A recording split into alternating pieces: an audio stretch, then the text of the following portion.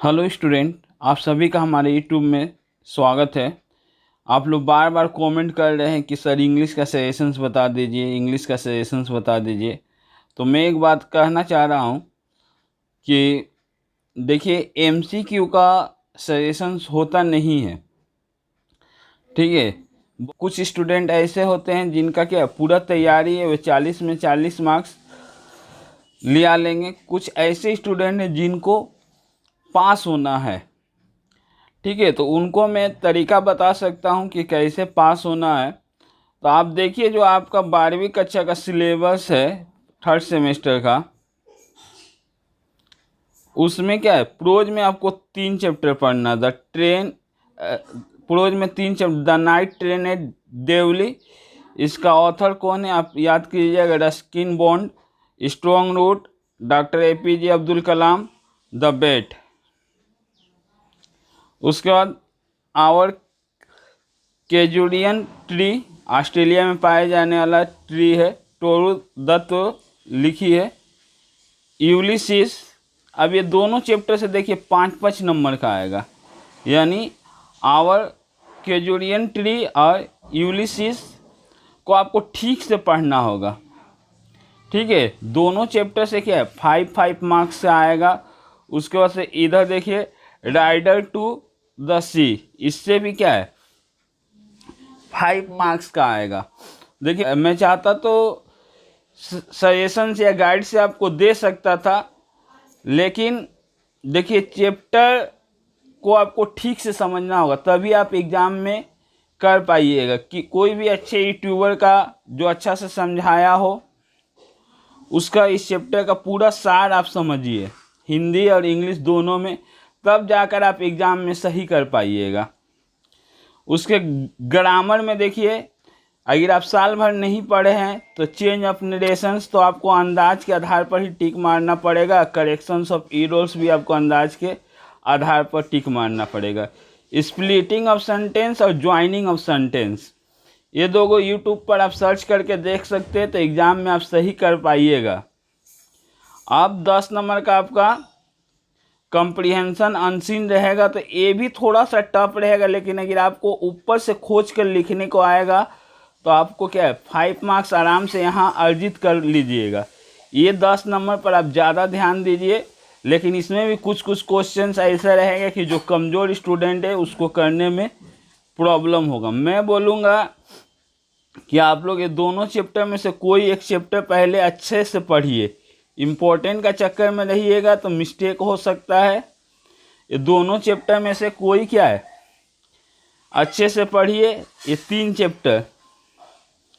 और ये भी बहुत ही हल्का चैप्टर है, the night train at Deoli, इससे भी क्या है आपको 4 मार्क्स का आएगा।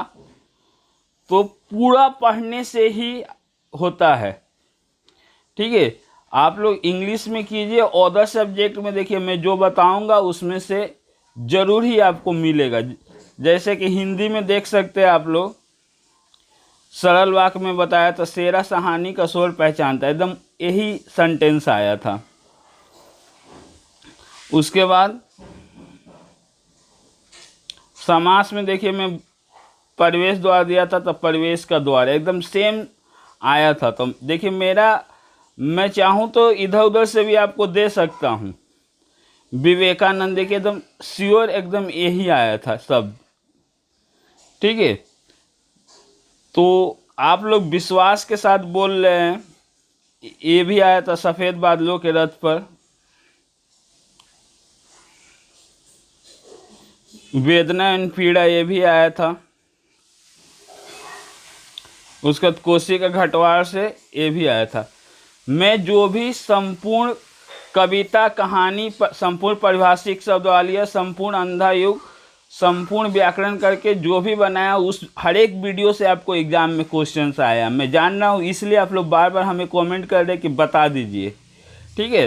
तो इंग्लिश का देखिए मैं शुरू से देखा भी नहीं हूँ, और ये न्यू सिलेबस है, और इसमें आप बोलना मुश्किल है कि कौन सा क्वेश्चंस आएगा, और मैं इंग्लिश पढ़ाता भी नहीं हूँ, ठीक है। नेक्स्ट एग्ज़ाम से जो 4th सेमेस्टर है उसमें मैं ज़रूर ही देख लूँगा कि क्या आप लोगों के लिए इम्पोर्टेंट है।